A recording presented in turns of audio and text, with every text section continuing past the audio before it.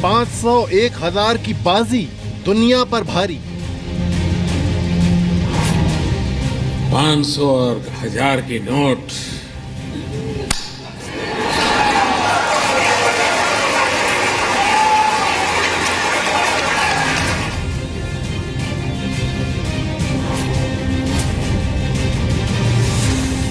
मोदी के दांव से पिछड़ गए बड़े बड़े दिग्गज।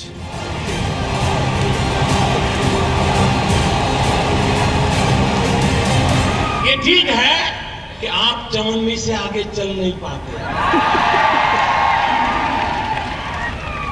आपने अपने बराबरी का काम किया, हमने हमारी बराबरी का काम। क्या खतरों से खेलने की आदत ने मोदी को पुतिन से बड़ा बना दिया?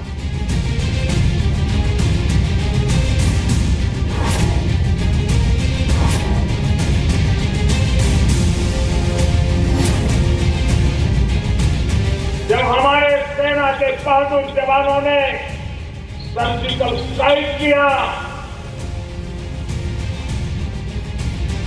सीमा पार बड़ा हड़कंप मच गया। अभी भी उनका मामला ठिकाने नहीं लग रहा। क्या मोदी के आक्रामक तेवर ने डोनाल्ड ट्रंप को कर दिया बेदम?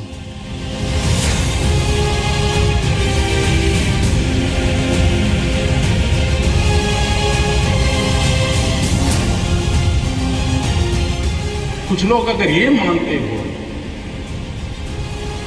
कि आगे देखा जाएगा, तो कम से कम वो मुझे पहचान ले।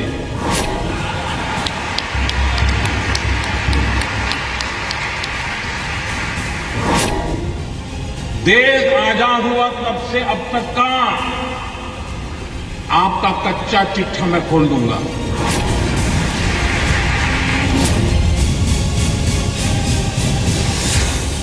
क्या बुलंद इरादों की वजह से पीएम मोदी ओबामा से बहुत आगे बढ़ गए?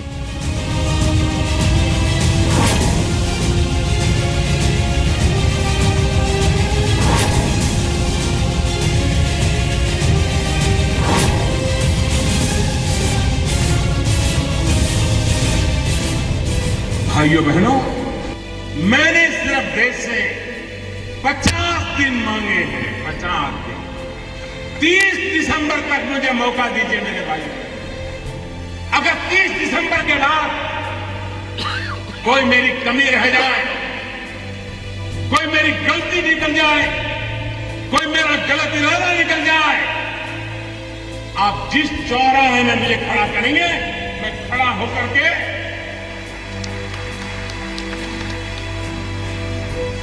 देश जो सजा करेगा वो सजा भुगतने के लिए तैयार है।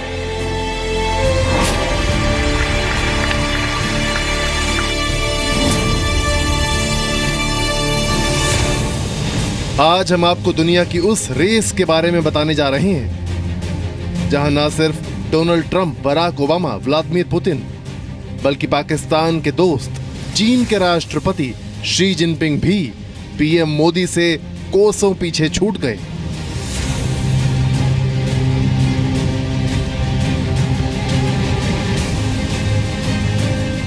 अरब पाकिस्तान ने देख लिया है भारत की सेना में दम कितना है, हमारे फौजियों की ताकत कितनी है। अब परिचय करवा दिया। ये वो रेस है जहां सबसे आगे हैं नरेंद्र मोदी। खतरों का खिलाड़ी।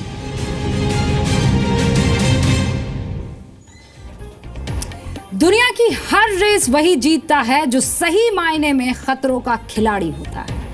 इस खास पेशकश में स्वागत है आप सभी का। आपके साथ हूं मैं रूबिका लियाकत। साल 2016, खतरों के सबसे बड़े खिलाड़ी बनने जा रहे हैं प्रधानमंत्री नरेंद्र मोदी। इन दिनों दुनिया में एक बड़ी रेस चल रही है और ये रेस है time person of the year की, यानी दुनिया का वो दंगल जहां इस बार प्रधानमंत्री नरेंद्र मोदी के लिए मंगल ही मंगल है।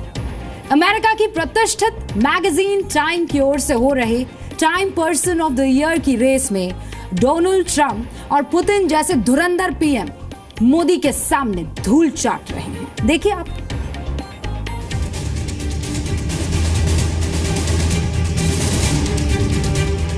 कालेधन और भ्रष्टाचार के खिलाफ हिंदुस्तान के सबसे बड़े आंदोलन की अगुवाई कर रहे प्रधानमंत्री नरेंद्र मोदी इस साल time person of the year की रेस में सबसे आगे हैं। पीएम मोदी को 11% वोट मिले हैं, जबकि विकिलीक्स के फाउंडर जूलियन अंसाजे 9% वोट हासिल कर time person of the year की रेस में नंबर 2 पर है।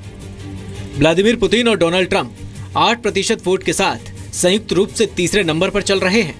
बराक ओबामा को सिर्फ 1% वोट मिला है, जो कि नॉर्थ कोरिया के तानाशाह किम जोंग उन के बराबर हैं। Time person of the year की रेस में नवंबर के पहले हफ्ते तक प्रधानमंत्री नरेंद्र मोदी अमेरिका के राष्ट्रपति बनने जा रहे डोनाल्ड ट्रंप से भी पीछे चल रहे थे। नोट बैन के साहसिक फैसले के बाद टाइम का मूड बदलकर पीएम मोदी के पक्ष में हो गया। जानता हूं मैंने कैसे कैसी ताकतों से लड़ाई मोल ली है। मैं जानता हूं कैसे कैसे लोग मेरे खिलाफ हो जाएंगे। मैं जानता हूं 70 साल का उनका मैं लूट रहा हूं। मुझे जिंदा नहीं छोड़ेंगे, मुझे बर्बाद करके रहेंगे। उनको जो करना है करे। 50 साल भाइयों बहनों, 50 दिन मेरी मदद करें। देश 50 दिन मेरी मदद करे। नोट बैन के मुद्दे पर देश का विपक्ष प्रधानमंत्री नरेंद्र मोदी के खिलाफ हो गया, लेकिन मोदी बैकफुट पर आने की बजाय बेखौफ होकर फ्रंट फुट पर खेलते रहे। जरा मैं कांग्रेस वालों को पूछना चाहता हूं कि भाई जब आपकी सरकार थी तब आपने भी एक बार चमन्नी बंद कर दी थी। वो चमन्नी बंद कर दी थी तब कौन सा कानून था, जरा मुझे बताओ। किसको पूछा था? ये ठीक है कि आप चमन्नी से आगे चल नहीं पाते, आपने अपने बराबरी का काम किया, हमने हमारी बराबरी का। नोट बैन के फैसले के बचाव में पीएम मोदी ने मौके की नजाकत को भांपते हुए तेवर दिखाए। एक ही वक्त में मोदी ने विपक्ष पर जुबानी हमला भी किया और अपनी भावुकता से देश की जनता को भरोसे में लेने की कोशिश भी की। मैं भाइयों बहनों कुर्सी के लिए पागल नहीं हूं।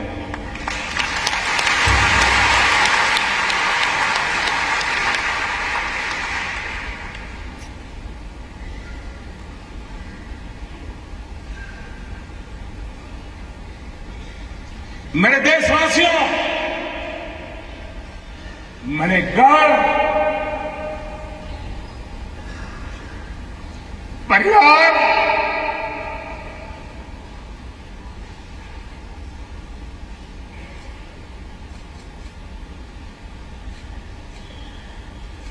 सब कुछ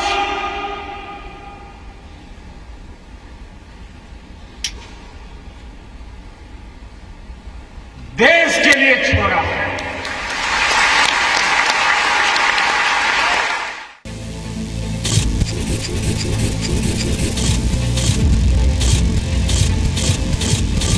नोट बैन पर विपक्ष और कुछ डिजाइनर पत्रकारों के मोदी विरोधी एजेंडे के बाद भी देश के आम लोगों ने प्रधानमंत्री नरेंद्र मोदी पर एतबार जताया। 70 साल की बीमारी है और मुझे 17 महीने में मिटा नहीं। मेरे ईमानदार देशवासियों, आइए मेरे साथ चलिए। सिर्फ 50 दिन, 30 दिसंबर के बाद मैं आपने जैसा हिंदुस्तान चाहा है वो देने का वादा करता हूं।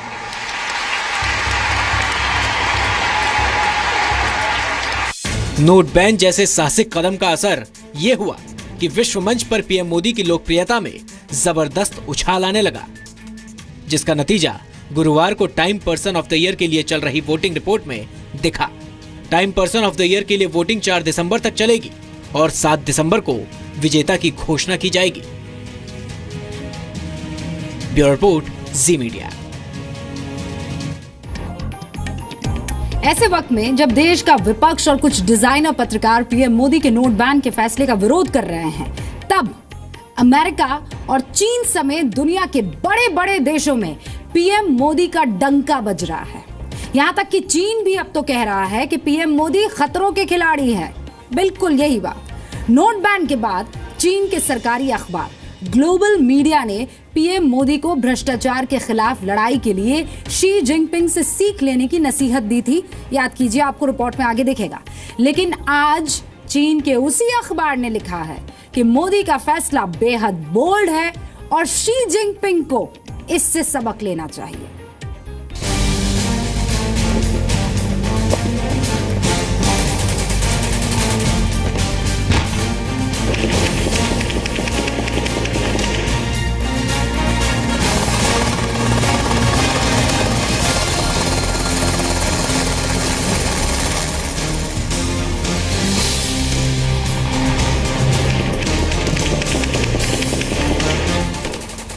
जंग से लेकर कूटनीति तक हर मोर्चे पर भारत समेत पूरी दुनिया को हर बार चौंकाने वाला चीन इस बार भारत की नोट क्रांति से खुद चौंक गया।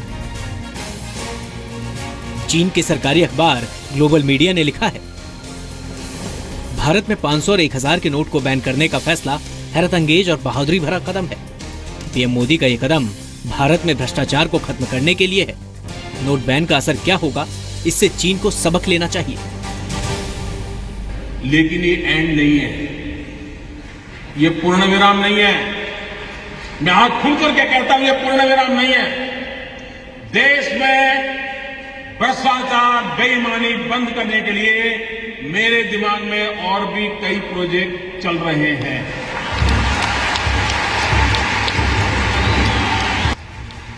भ्रष्टाचार के खिलाफ मोदी की मुहिम शीर्षक से लिखे गए लेख में ग्लोबल टाइम्स ने दावा किया कि पीएम मोदी के लिए नोट बैन बहुत बड़ा दांव है।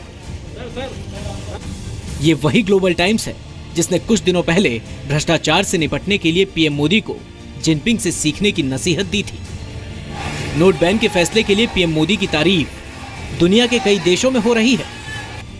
सिंगापुर के अखबार द इंडिपेंडेंट ने पीएम मोदी की तुलना सिंगापुर के पूर्व प्रधानमंत्री ली कुएन यू से की थी। अखबार ने लिखा था, भारत में नरेंद्र मोदी के रूप में सिंगापुर के पूर्व प्रधानमंत्री ली कुएन यू का जन्म हो चुका है। आज का सिंगापुर ली कुएन यू की ही देन है।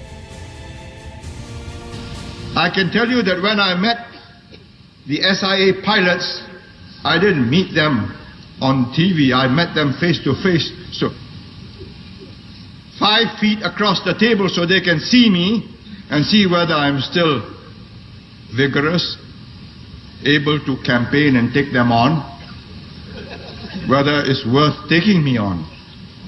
And I offered them 2 choices. Either you argue, you stop this intimidation, which is what it was, bringing SIA right down, disrupting services, ruining its reputation, millions of dollars worth of advertisements and sales ruined within a matter of 2 weeks. I gave them a choice. Continue this, and I will, by every means at my disposal, teach you and get the people of Singapore, help me teach you a lesson you won't forget. And I'm prepared to start all over again. Or stop it. Get back to work, restore discipline, then argue your case. Forbes magazine से लेकर Bill Gates ने भी note ban के फैसले को सही कदम बताया। भारत में पीएम मोदी के धुर विरोधी माने जाने वाले नेता और बिहार के मुख्यमंत्री नीतीश कुमार पहले दिन से नोट बैन के समर्थन में हैं। वो तो लगता है व्यक्तिगत रूप से भाई मेरी अपनी समझ, क्षमा करेंगे, ये मेरी राय है। ये भ्रष्टाचार, काला धन, गड़बड़ी के खिलाफ अगर कुछ भी होता हम साथ हैं तो यहाँ पर भाई अपने अधिकारी का संपत्ति जब्त करा के स्कूल खुलवाए। पीएम मोदी ने 8 नवंबर को 500 और 1000 के नोटों को बैन करने का ऐलान किया था। 9 नवंबर से 500 और 1000 के पुराने नोट चलन में नहीं हैं। इन नोटों की जगह 500 और 2000 के नए नोटों ने ली है। ब्यूरो रिपोर्ट, जी मीडिया।